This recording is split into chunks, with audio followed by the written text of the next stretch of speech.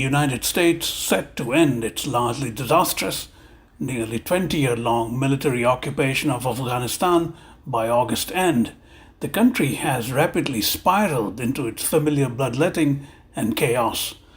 There are serious apprehensions of a civil war breaking out, even as the Taliban is rapidly gobbling up, according to one estimate, over 50% of the country with their eye trained on the capital Kabul.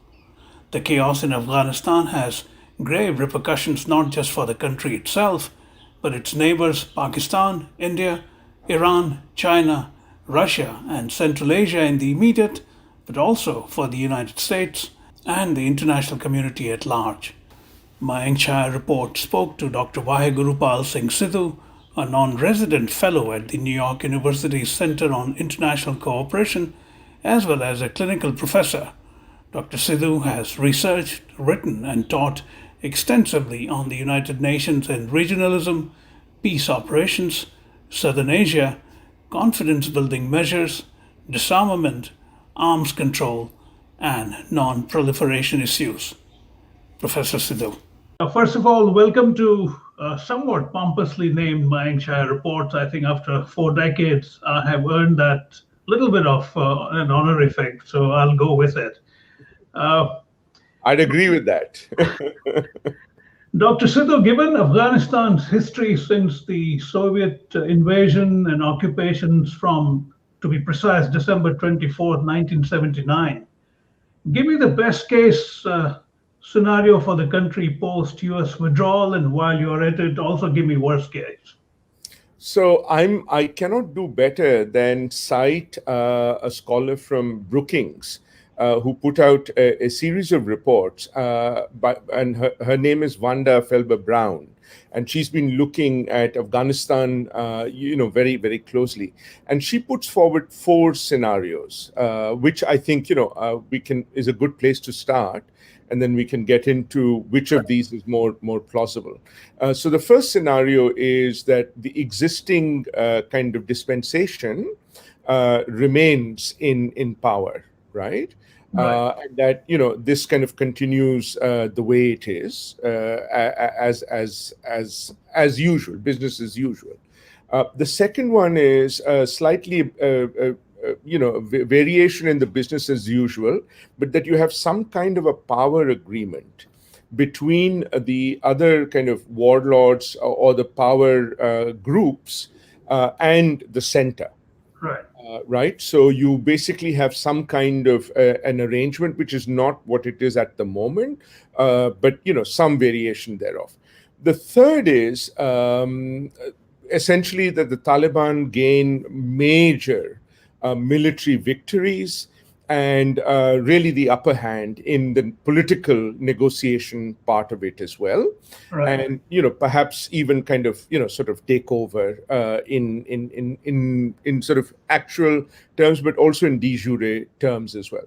And then the last is a full-blown protracted civil war. So of those 4 scenarios, I think one can quite agree that the first 2 are appearing extremely unlikely. Exactly. And so we're kind of moving towards the possibility of the third and even perhaps the fourth. So that's where we sort of stand at the moment in terms of, Afghanistan's internal sort of dynamics. Right. But let me flip it a bit. It's a speculation, educated one. Perhaps there will be a civil war, which will lead to the third scenario, which is what a lot of people think, that the Taliban will take over Kabul pretty soon. They're already in control of more than 50% of the country. Right. Plus, quite systematically, they have taken over 3 border trade posts, Iran, Azerbaijan, and Uzbekistan. Right. So they're going about it quite systematically. Right. Absolutely. And also, I think in some ways that the Taliban have been planning for this for a long time. Right. Because if you look at reports written in 2019, Muhammad Ayub from the University of Michigan kind of pointed out already how the Taliban was starting to control large parts of the country, and that the central government, was able to only manage a limited amount, including the Afghan, self-defense forces as well. And the second part is that the election was contested. So it really puts, the onus again on the present president on the kind of concern there as well.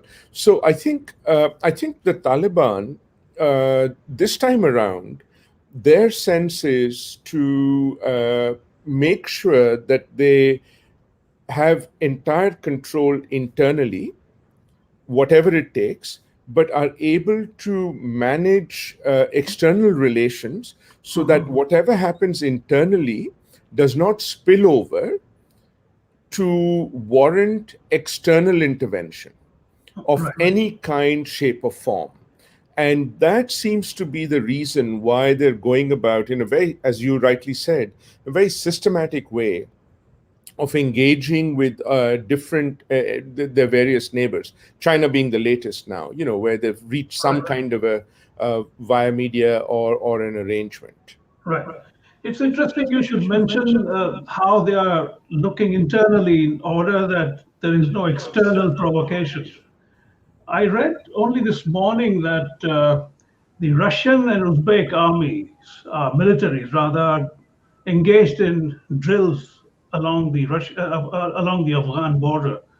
Do you see something like that escalating into something more serious?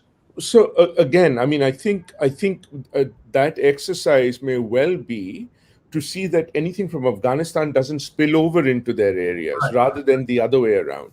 I'm not sure that the Russians, or indeed even the Uzbeks, have any interest in direct intervention, just given their experience and their history. I mean, in some ways, particularly for the Russians, it was Afghanistan which also contributed to the collapse of the Soviet Union. Absolutely. So they're not, their economic situation hasn't changed very significantly since. So I don't think that's something that they would likely to do. It's more sort of seeing perhaps that it doesn't spill over into their sort of areas. Since President Biden rather announced in April the August end as the deadline for complete troop withdrawal, there has been a dramatic escalation in violence across the country. In fact, so much so that President Ashraf Ghani is now asking the US to perhaps get involved again at some level. Do you think that might compel Washington to some kind of a rethink on what they have done? Not by themselves, no. I mean, in any case, if you recall, although this was a US-led war, it was very much also supported by the NATO allies. The International Security Assistance Force, ISAF, was really a NATO kind of force. The NATO folks couldn't wait to get out of Afghanistan, but they wanted to do it in a way that did not seem too hasty, and sort of waited for the US as well. And I think really now there is a big backlash in the United States domestically for the forever wars. And the sense is, and you can really draw parallels with Vietnam, where the sense was that, look, how can we exit, partly by trying to save face and not losing more lives. And so I don't think they would want to necessarily get involved, except, and this is the lesson I think, coming back to your question about the Taliban, is important. Unless it directly leads to an attack on American soil or American interests in the region. And I think that's probably the clearest message that the Taliban have got. Now, the US, as you already know, the US Air Force has been involved in carrying out some kind of attacks, but I think there'll be great reluctance to put troops back on the ground. There may be some other elements involved, which, by the way, was also the case soon after 9/11, which is, CIA or special forces. They may play some kind of a covert role, but I don't think the US is likely to want to have a very clear overt role with troops on the ground. And add to that remarkable advance in the drone technology. They could very well do without boots on the ground now in any significant way. Yeah. Absolutely. But as the Taliban have shown, there is no substitute for holding territory. The drones cannot, as of now, hold territory, right? I mean, and that's the thing. But also, I think more importantly, and this is, we began this conversation with drawing a parallel with the Soviet intervention and then their withdrawal as well, right? Or the retreat, right? But there's a fundamental difference between those two. Withdrawals or retreats. Number one, when the Soviets withdrew, there wasn't really this sense of expectations on the part of the Afghan society. There wasn't a promise by those who had intervened on, on women's rights, on education, on creating a modern Afghan state. Right. On a new constitution, etc., right? And also obviously economic progress as well. But and this is why this withdrawal or retreat, whatever you want to call it, is going to have much more of an impact on Afghanistan, because it's going to it's really a big betrayal in many ways, because of the great expectations which are raised in Afghanistan by this very long presence of the US-led Western group and coalition. So ironically, in a way, the US and the West are probably might have been more detrimental to Afghanistan's future than even the Soviet withdrawal. Right. It's a very ironic thing to say. It is. Doesn't it tell you something that the world's mightiest power, staying in Afghanistan for 2 decades, managed to make, nothing very significant in terms of changing civil society structure much. Maybe women gained a great deal, which is a remarkable achievement. Right. But other than that, it's come back quickly back to square one within literally days of the US withdrawing. It's the same situation all over again from the 80s. Right. Well, and this is really, kind of the element of nation building.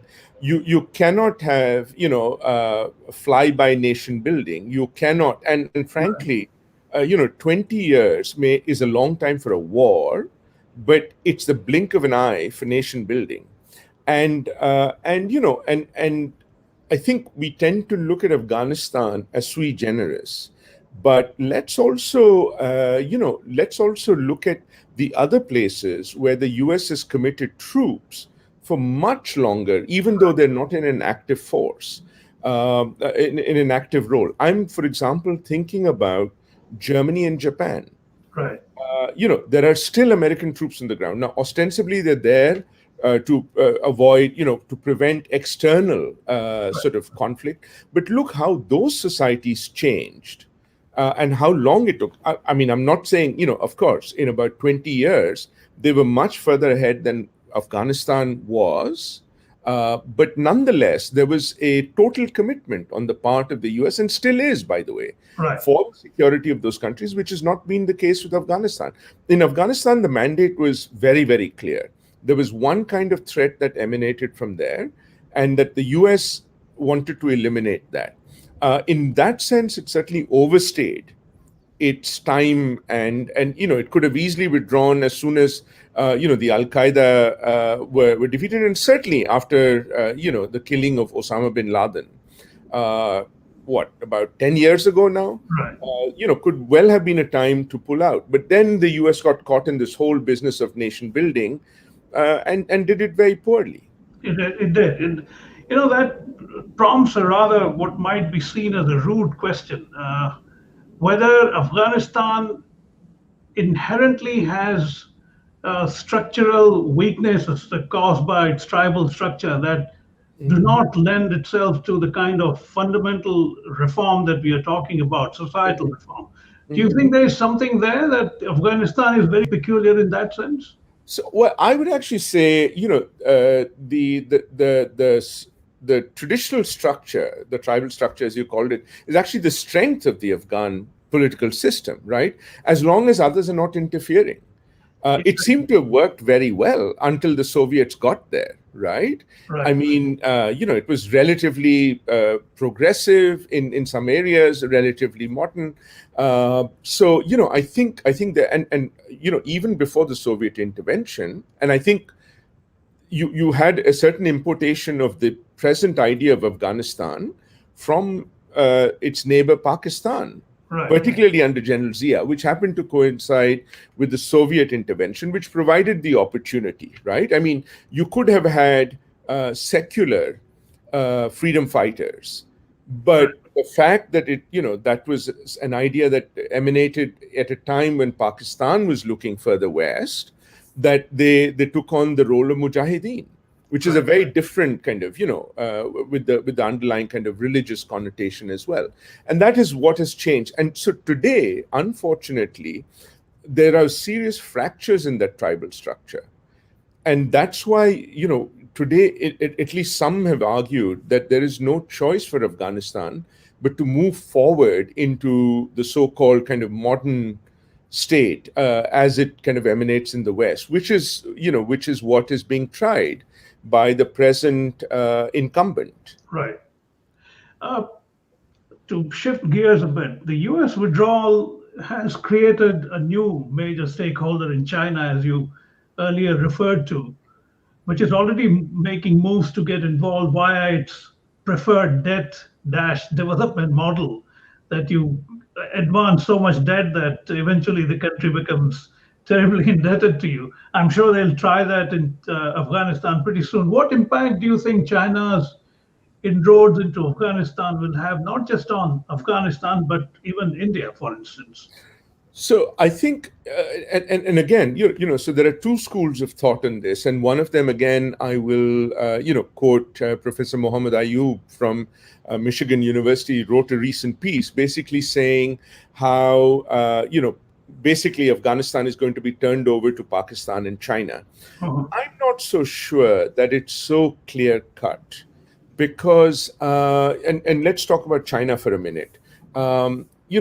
Number one, China has really been very reluctant to intervene in countries militarily. Right. It's doing that, economically. You might even call it checkbook diplomacy or checkbook war, and that's the way that they sort of tend to operate. So if there's a departure from that, that would be very unusual. I think what the Chinese will do, as you rightly pointed out, is kind of have deals, Right. which is why they've already had a deal with the Taliban. Their interest is very clear. Number one, to make sure that none of the there is no impact on what's happening in Xinjiang, particularly in empowering the Uyghurs, and Right. that they in some ways get any kind of safe haven in Afghanistan. And so that's the one element there. And the second then is economic progress. And here, I think the Chinese are far more pragmatic.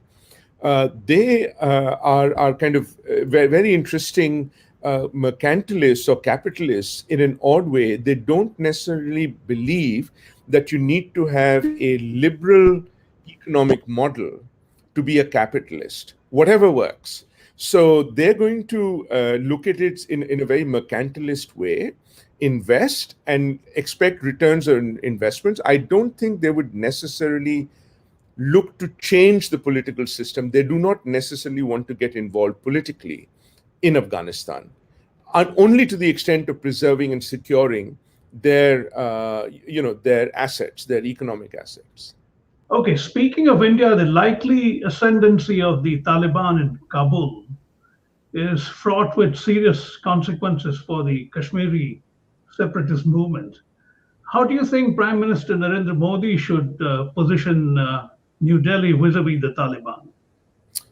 Well, I mean, so again, I think there are two sort of perspectives here, right? So the best, of course, would be for the international community, however you define it, to come together to sort of say, look, we will all deal with the Taliban Right. as one, and probably do it through under the aegis of the UN in some ways, call a conference. So there is really kind of unity of purpose. Unfortunately, that is not happening for a number of reasons. And the second approach is happening, which is everybody is cutting their own deals with the Taliban. The US was the first, but certainly not the last, as you pointed out. Russia has done the same. Iran has done the same. China is the latest one, and of course, Pakistan. They don't even need to cut deals. There's a kind of a long understanding as well. Right. So India is the odd person out. India. Now there were some reports that the Indian establishment may have reached out to the Taliban in Doha, but there's been a big, very quick backtrack and denial of that. Which would be unfortunate and odd because, frankly, India, if you look at it internally, even externally, had no problems negotiating with, groups that were really inimical to it, whether, you think about Kashmir or the Northeast or even Sri Lanka. So the sense of not wanting to have some sort of a channel of communication with the Taliban is a bit odd because it basically then leaves the door open for others to fill in that gap. Maybe, and to answer your specific question, maybe if India does not want to do it directly, perhaps they could do it indirectly through some other kind of an interlocutor, maybe one of the Gulf states. Qatar itself, perhaps, or even maybe the UAE. So there are different ways that India could try and secure its interests as well. Right. But if Taliban are warming up to China, don't you think they might see greater incentive to have China on their side vis-a-vis India? The Taliban having China on their side. I think China is very astute not to be on anybody's side except its own. It's very reluctant to get into formal alliances, and really, if you look at them, they only really have two formal alliances. One is with North Korea, and the other with Pakistan. So they really have not gone into making commitments that they know that they're not wanting to live up to at all. So will the Chinese use Taliban to their own interests? Yes, I think they would. But that may well be to protect their economic interests and make, as I was saying, or make sure that there is no backlash coming into into Xinjiang. But beyond that, I'm not sure that they are particularly, that Taliban will provide them any particular kind of leverage in that region. Right. Pakistan, the genesis of the Taliban, is equally worried about its expected stranglehold on Kabul soon. And people don't often recognize that there are 3 million Pashtuns in Pakistan, mainly in Karachi area. Where does this leave Pakistan? I hear Imran Khan has been rather unsettled and worried about it, the goings on. Absolutely. So, in fact, I think in yesterday or today's New York Times, two former UN officials, who were the special envoys to Afghanistan, actually made this point of saying, three permanent members, China, US and Russia, have actually said they want, a peaceful kind of political solution to Afghanistan and an end to violence, as indeed has Pakistan. So they were making the argument that it may actually be time for the UN to play a greater role in this kind of a, in a context. But you're right to say that I don't think Pakistan is necessarily very comfortable either. Precisely for the reason that you mentioned, number one. But second, also that, Pakistan was useful as long as the Taliban did not have a base or did not have control of Afghanistan. Right. Once they have control of Afghanistan and their families and others move out of Pakistan, Pakistan is going to have far less influence on Afghanistan as that well. For me, the key marker, and frankly, from the Pakistani point of view, will be if they get a government in Kabul which will recognize the Durand Line as the formal border. As you know, no Afghan government, not one, not even the Taliban in the last time, have recognized the Durand Line. Right. And that's, that in some ways is the minimalist kind of thing for Pakistan to do, because then that also solves the Pashtun question in some ways, right? Because if you're on this side of the Durand Line and it's recognized, then, they're not Afghans, right? Absolutely, yeah. What role do you think the United Nations can play now that the U.S. grip on Afghanistan is all but gone? Well, I think again, the UN has been put in a very, very difficult situation. It's even in the past, it's always been called in when when the war has gone pear-shaped, or the attempt at nation building has failed. We saw this in Iraq, and we saw how UN officials themselves were then targeted because they were identified almost with the occupiers rather than an international body as well. So I think the UN, unfortunately now, because there are so many more expectations, as we said, including rights of women, education rights, development, political rights, all of that, that there's greater expectation of what the UN can and should do at a time when the UN has the least amount of capacity and indeed political support to do any of that. So unless the Security Council in general, but particularly the permanent five, and of that the permanent three that I talked about, are willing to support the UN's efforts, short of peacekeeping, I don't think anybody in the UN or even the P5 is going to think about peacekeeping, because that would paint a target on the UN. Already, UN personnel have been targeted in Afghanistan, and so I think there, to have that space would be able to put pressure on the Taliban to at least secure some of the social and economic and some of the political gains which have been achieved over the last 20 years or so. Right. But that would really require a commitment from the P3, the Security Council, than we see at the moment. Right. You're mentioning the US, China, and Russia as the P3 permanent members of the five-member council. India, I think, this has just taken over. Given that position that India now has, at least for a short while, is there anything that the Modi government can do to influence the developments in Afghanistan? Absolutely, and I'm glad you brought that up, because in addition to the permanent five members, there are 10 elected members, and India just got onto the council at the beginning of this year for a 2-year term for elected members, and in August, it has the presidency of the Security Council, and on the 19th of August, there's actually a debate on counterterrorism. So I can very well imagine the discussion focusing on Afghanistan, in addition to some of India's other neighbors as well. And Foreign Minister Jaishankar is going to be chairing that session as well. Also in September, the UNAMA, which is the UN political mission in Afghanistan, called UNAMA, is coming up for a review, essentially to be whether it has to be extended or not.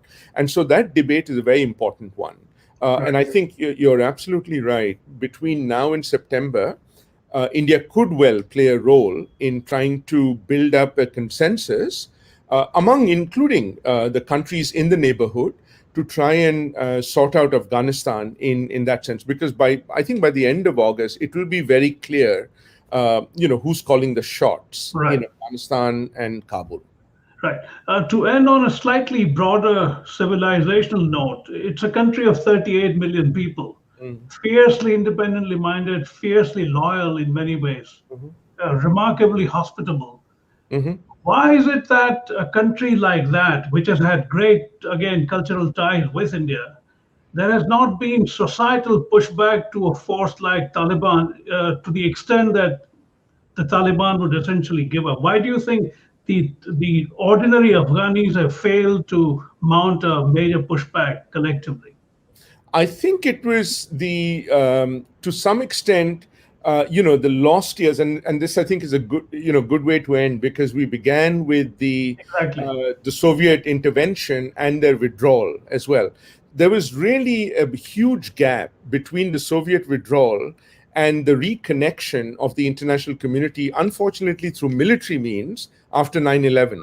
And it's in that time that society changed very, very significantly, partly because of internal factors, but also because of external factors, because frankly, the only people, willing to support Afghanistan were those with extreme kind of beliefs or approaches in religion. So the only three countries which recognized the Taliban government in Afghanistan the first time around were Saudi Arabia, UAE, and Pakistan, who, as you can imagine, are really the bastions of a very particular kind of society. And that is unfortunately what has taken roots. But this is a very somber note to end on. But perhaps you may have a civil war, as indeed you saw in this country, which may lead to the revival of that more liberal, tradition, rather than the more kind of orthodox tradition which we are now with. Well, on that note, Waheguru, it's been a great pleasure. But before I let you go, this has nothing to do with the interview. I've been thinking the only community historically which has proven more than equal to the Afghan warrior class are the community that you belong to. Well, yeah, and that's been traditional. They've been in Afghanistan for a long time as well, and until recently, reasonably secure and part of the system as well, because the society was in some ways, as you said, different. Right. Now, so if there was some way to deploy Sikhs to not as warrior class, but to essentially sober things down, it might. Who knows? It might work. Well, I mean, I think the in the long term, what could happen is the India training some of the Afghan civil service, which some of which they're doing, police and military as well. But that requires a certain amount of stability, which the US presence and the Western presence was providing. But that unfortunately is gone now. That's the downside. So terrific. Thank you so much for your time. I will run it later today. I'll send you all the links, and then it stays on these various sites. So I'll also send you a separate video which you can use the way you want it. I thoroughly enjoyed it. I hope you did too. Absolutely. Pleasure to catch up again, and thank you so much for having me.